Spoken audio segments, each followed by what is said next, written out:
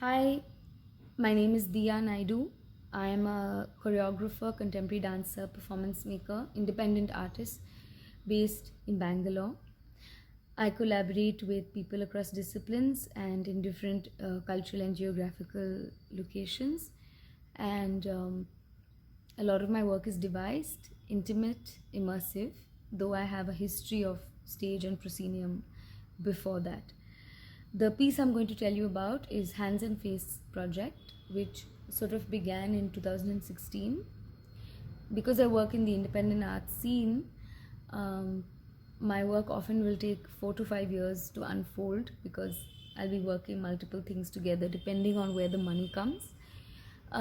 So this work then was presented at the Prakriti Excellence in Contemporary Dance Awards, and along with four other pieces won the jury award, and we were lucky enough to then tour in 2017 across 6 cities in India. So that's sort of the history and the geography of it a little bit. It came from the fact that I was parallelly doing a piece called Red Dress Wali Ladki, which is a solo again. And in Red Dress Wali Ladki, I am in the beginning responding with sort of anger and outrage at the violence against women in this country, particularly starting with the heinous Delhi gang rape on the bus in 2012 December. And I think one of the things that I did was to try and come back to the knowing that everybody, whatever crime they commit, started off as little children, as 2-year-olds and 1-year-old, and were equally, let's say, innocent. And then the question comes as to what happened from the crib to the crime, and the answer was a resounding we happened. So while we must fight for justice, and while there has to be an efficient criminal justice system, and safety has to be ensured for women through laws, regulation, governing bodies, police, etc., I think we all also have to do our work around these themes. So what I understood from that investigation was, and I did go into some of the academic aspect of it, the post-colonial aspect of it, the fact that a lot of post-colonial countries or colonized countries have a increased sort of violent behavior of their men to their women, all of this. But it boiled down to the fact that I was in a lift one day very late at night after rehearsal, and I was in the lift with somebody who was a laborer in the building, and I noticed that I was a little bit covering up, and in that small act, which he may or may not have even noticed, I implicated him before he even did anything. And I realized that this question of safety for women on the public spaces in our country definitely has a lot to do with the caste and class lens. And of course, one knows this, but it was a physical, embodied response that I had to years of being privileged in this country, and being often I'm on my own. I've lived in many different cities on my own, worked in, and you adopt certain behaviors to stay safe. Now, I'm not judging any of us who adopt whatever they do to be safe, but I thought it was a good question to ask. What is the lens of sort of caste and class when we're looking at safety for women? And I wasn't looking to do an anthropological, political, historical research, but really a very embodied confrontation, really. And so what ended up happening, and this is where the media aspect of it comes, is that I used film to conduct an extremely problematic, actually, social experiment, where I put myself on the street or in the building, and worked with mainly men I didn't know at all. Some men who I passed in the day, like the security guard, the panwala downstairs, and some who were absolutely random. I didn't know them, from corporate backgrounds, or from a lower socioeconomic background than someone who's working a collar job in an office. And the mudda, or the sort of the proposition in that sense, was that we said, hey, the camera is going to roll. My friend was holding the camera, and if you're okay, can we just try and look at each other, and if you want, or if I want, if we feel like, we can touch. It ended up being a very intense experience, and the footage of that is what shows on stage, and in front of it I am dancing and I'm using text. Primarily the text is talking about two things: the invisible lines that divide us, and it is talking about this by reporting the experience of that social experiment on the street, each person, how they responded, etc. And also anecdotes from my childhood, growing up as a privileged person, and what are the biases that I inherited, and how did we look at people from different socioeconomic castes and classes.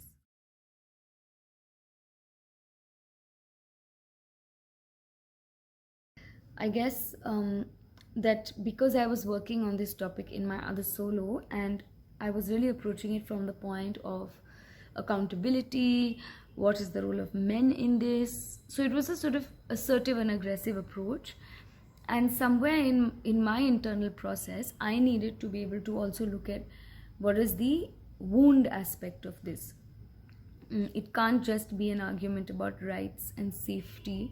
There has to be a question about consciousness and community, and what does it mean that men in this country often behave in a certain way, or that at that time, I mean, of course it's still very prevalent, but at that time there were these huge incidents happening one after the other. So for me, I was drawn to enter this through a different lens, and I was also parallelly making Rorschach Touch, which is my piece on intimacy and touch, and there I got to see men in their fragility. So with Red Dress Wali Ladki, while I had this assertive aggressive stance, which later changed, it's still assertive, but I relook at the aggressive bit of it, except when it's maybe very necessary. But okay, so Red Dress Wali Ladki was sort of the war, and Rorschach Touch was really the invitation, where everybody was invited to come in, to be sensitive, to speak to each other through their bodies. This piece, Hands and Face Project, was somewhere located in the middle of those two extremes, I guess, and was the part that could hold intimacy, because even looking into each other's eyes in the way that we did in the video was an intimate act. And also it had a bit of lightness, because when I was telling stories from my childhood, I was bringing humor on, because I feel like it could speak to, there was irony, there was a sardonic approach, like the story of a boy in my class who lost his virginity, and we later find out that he has slept with his domestic help, and elite schools being what they are, nobody then everybody sort of stayed away from him after that. He never got a girlfriend in school. And of course the undercurrent, it underlines like a lot of the biases and prejudices, but also we talk about how that didi or those bhaiyas and didis would pack our lunches, bring us to school, do our beds, bring us up in many ways, and also under what duress did she maybe sleep with him or not. So yeah, so it talks about simple things like a friend of mine goes to America for a holiday, and when we are like 15, 16, and the waiter at McDonald's, the very cute waiter as she puts it, asks for her number, and she's really excited. It's like the highlight of her trip. We are really young and really silly, and then I'm my comment is also that at that time there was no McDonald's in India, otherwise I'm sure she would have given her number to an Indian waiter, and the truth is she wouldn't have. So these invisible lines that divide our communities and society. So it goes between this and there's also visceral bodily embodiment of those separations and a kind of protest through the body.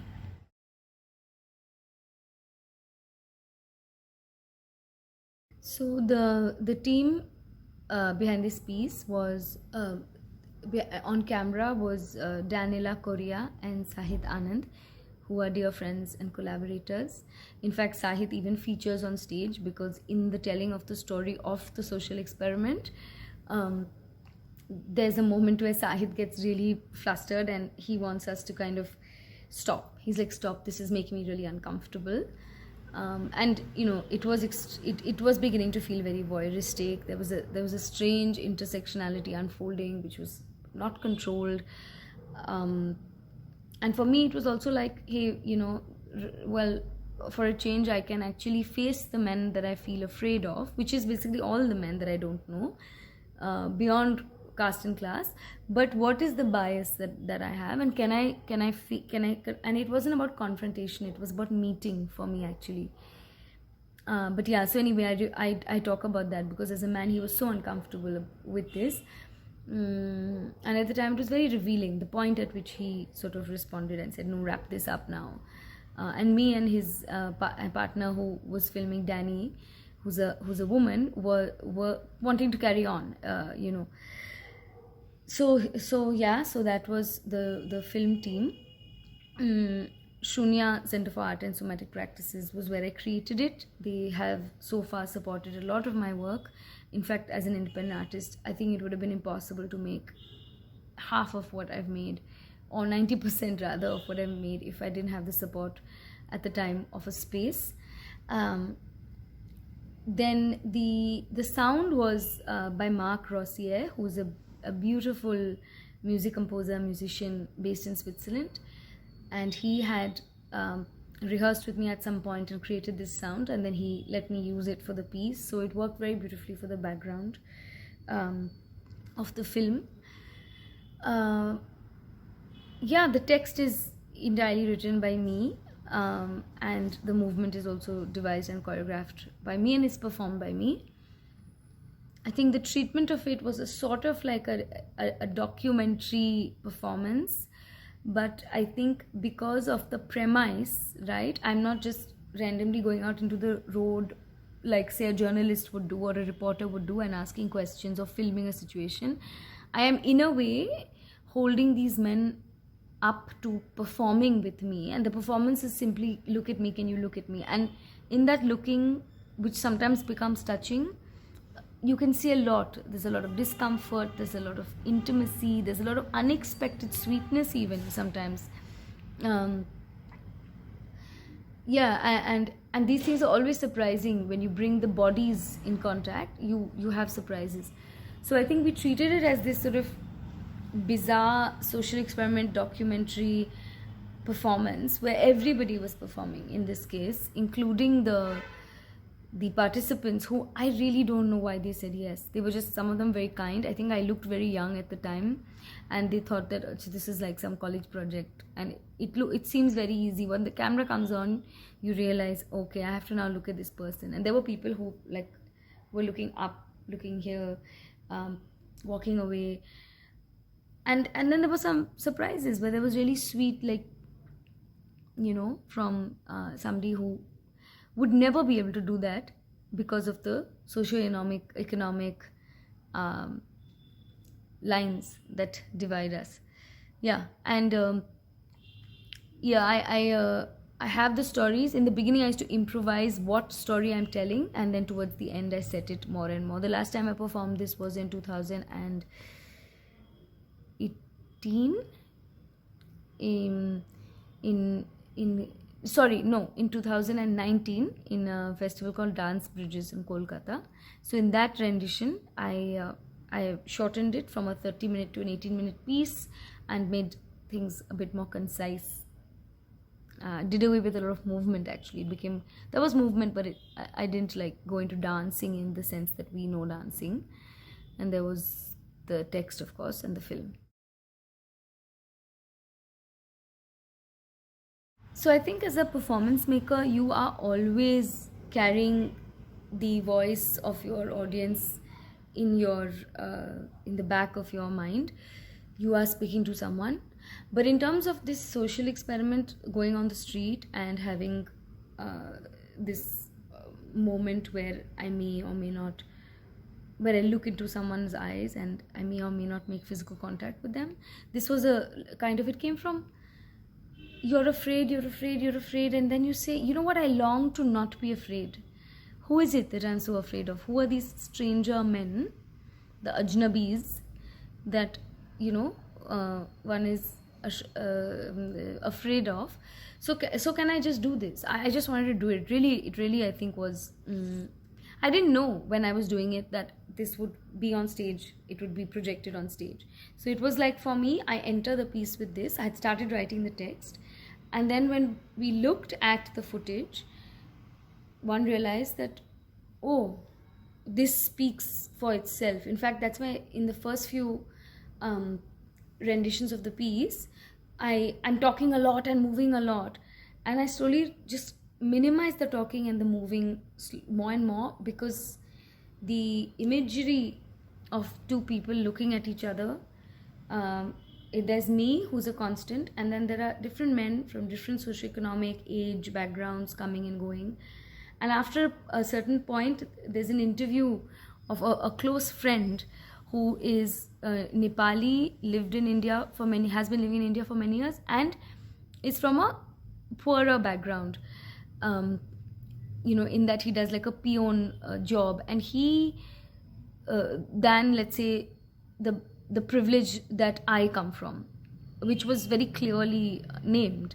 And he also was told as to why he's being interviewed, so he knew that he was kind of speaking for, in a way, that experience that I cannot access and can never claim to understand. So his voice you hear the voices of a few people from the streets talking about women and their views on women. This man actually talks about his daughter and how he wants her to be educated, and he wants her to become a doctor, and he wants her to work hard, and these aspirations that this father has for his daughter, and the advice he has for me as to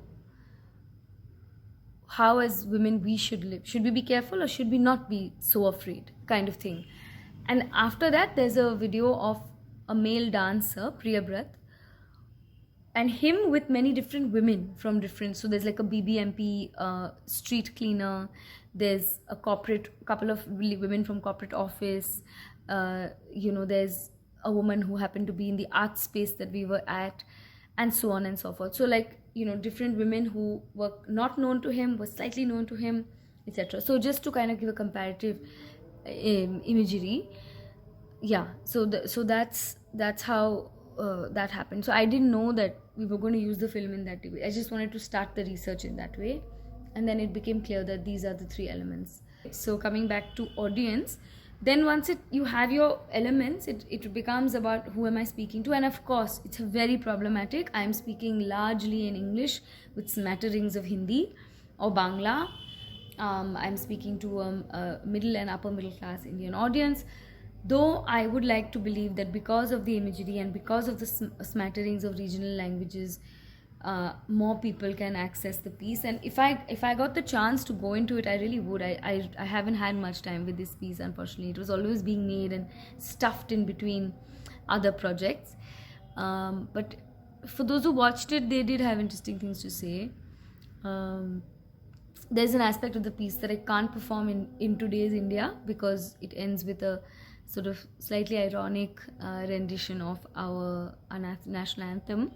And while I do it purely to take ourselves a bit lightly and our constitutional values that are being challenged, to sort of highlight that, I think I would be in a lot of trouble right now if I did it. So I don't do it anymore, yeah, at the moment. So let's see if I can develop the piece, and if I can go back to it. I would like to try and speak to a larger demographic, for sure. I think I'm looking at a lot of my work like that. It's so limited. The bubble to whom it speaks is so limited, and it's so unfortunate. And it testifies exactly to what the piece is saying, which is that there are these invisible lines that divide us, that wrap themselves around us. Of course, they're not invisible sometimes at all. And we are constantly categorized and grouped and separated from other human beings. Um, Sometimes we don't even know it. But yeah, so in general, I would love to be able to speak to a larger demographic, and I'm really working on that, educating myself.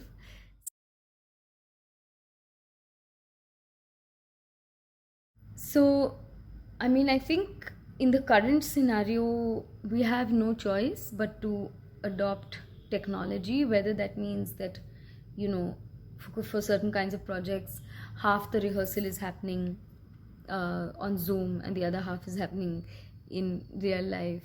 In cases where you often can't travel to your collaborators, for example, and in the case of, I mean, I was recently in a residency, a hybrid residency with artists in different parts of Africa, Europe, and I was here in India, and we made an entire hybrid showing. And I actually have fear of technology. Like, I have an actual fear of technology. I found that some really interesting things were possible, and um, I think it can never be an either or situation. Like, we can't be like, oh, now we are switching, or maybe some people can, but I definitely can't see myself being like, I now switch to the digital. I can adopt, include, assimilate, explore, be open to the digital, to the hybrid. But I know that essentially I work for live performance. Though, I mean, film is one of my favorite mediums. I love to perform for film as well. But I think what I mean is that, so I've been since 2017 working with a company in Geneva called Gilles Jobin, and the choreographer called Gilles Jobin, the company of the same name, and they do a lot of work in virtual reality, augmented reality, and so, like, this world of motion capture I've been in for a while. Last year during the pandemic, I was working from here with a motion capture suit called the Rococo, which they sent to me. And they work on a different system, which is an in-studio system called Qualisys. And we would, there was another dancer in Australia, there was me, there was 3 of them in Switzerland, and at a point there was another dancer in Hong Kong, and we would dance together virtually. So our virtual avatars would dance together in a virtual world that was created for the project, which is called La Comédie. And people would sign in virtually through their different sets, and their, like, you have a different virtual reality, setup, which people could sign in and then meet us. So meet our virtual avatars in the virtual world by being there virtually.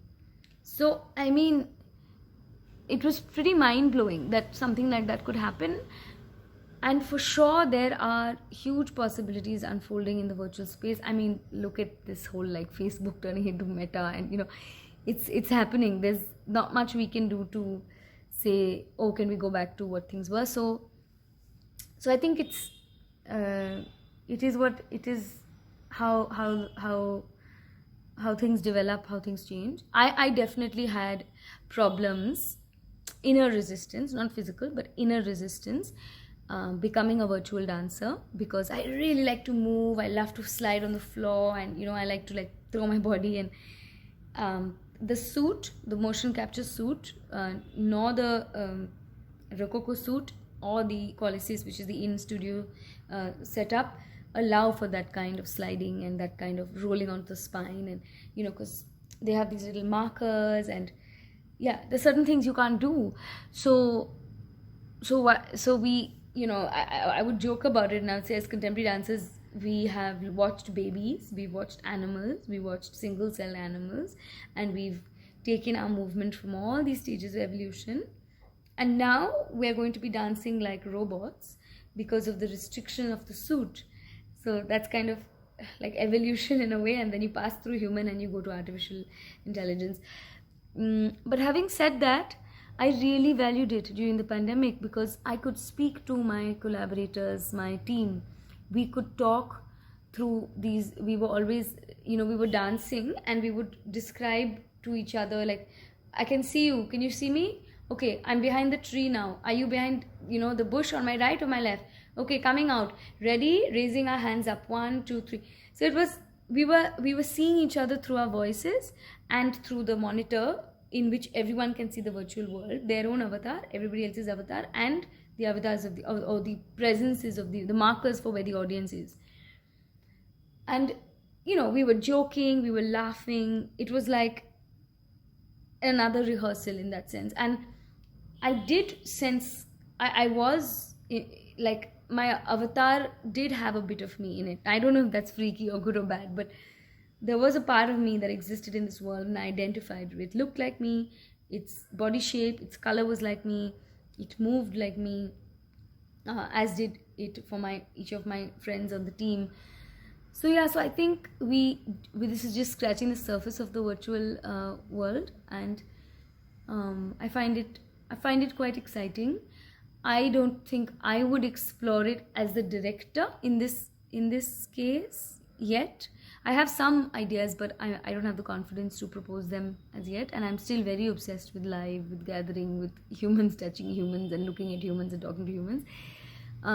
So I don't think naturally in that way, but I'm very, very fortunate to have been included in this project and have, at a meta level, I just don't want to use that word right now, but at a philosophical, let's say, level, at an existential level, to ask that question of how do we gather, and how are the many ways in which we gather, and what is it to be in another body but still be in a body that meets the body of another person, and beyond that, really, what is our presence? Because in the virtual world you can feel the presence of the other person. What is that? It's a little bit metaphysical, it's a little bit it has so much potential. There's one project that I did with them, VRI, where the audience is hooked up to a system and themselves enters the virtual world physically and looks down, and they are also in another body. So I might be a small brown woman, but I might look down and see that I'm a big white guy, and so for me that's also very interesting, like the empathy aspect of it, the gender aspect of it. What are the things that can be explored like this through technology, that actually, as tech as they are, they speak to the soul, they do something to you. I would say that I think that's all that I should say about that. I'm very grateful for basic technology, like being able to do this, being able to film video, reach out to people through, I don't know, Instagram, Facebook, because I don't think as independent artists we would survive without these media, whatever ills they come with, which they definitely do. But yeah, I think with the idea with technology is really to, how do we empower ourselves through technology without getting totally consumed by it, and remembering what is real, like what is real, and how can the matrix be of service to us as opposed to the other way around, I guess. Thank you.